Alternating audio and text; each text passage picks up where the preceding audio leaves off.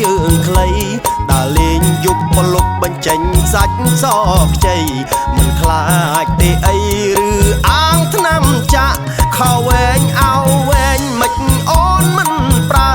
ចង់ឲ្យគេសរសើរមិនចេះថែខ្លួនចូលចិត្តស្លៀកពាក់ច្រើនតែខុសក្បួនអង្គុយលើសួនសំងំឲ្យមុងខំគ្រុនឈាមគ្រុនចាញ់កំពុងឆ្ងាញ់ឆ្នាំនេះបើអូនប្រហែលច្បាំងទៅជួបពេទ្យហើយបើអូនមិនជឿសាកទៅមើលឆោមឆាយតិចដាច់ប្រាក់ចាយព្រោះតែស្លៀកខោខើចប្រយ័ត្នមុងខំត្រូវចាំណាស្រីសត្វមូ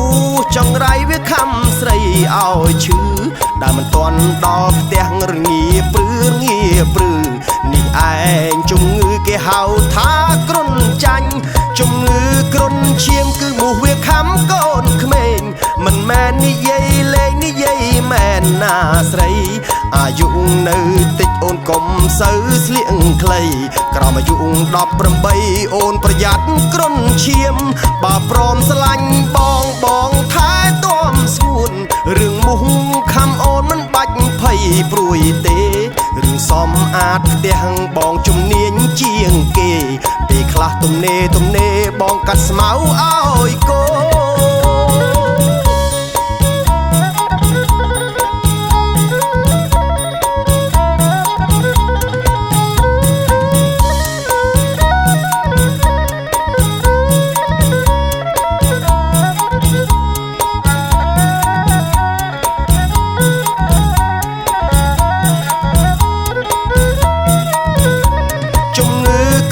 ឈាមគឺមូសវាខំកូនក្មេងមិនមែននិយាយលេងនិយាយមែនណាស្រីអាយុនៅតិចអូនកុំសូវស្លៀកខ្លីក្រោមអាយុ18អូនប្រយ័ត្នគ្រុនឈាមបើព្រមស្រឡាញ់បងថែទាំស្ងួនរឿងមូសខំអូនមិនបាច់ភ័យព្រួយទេរឿងសំអាតផ្ទះបងជំនាញជាងគេពេលខ្លះទំនេរបងកាត់ស្មៅឲ្យកូ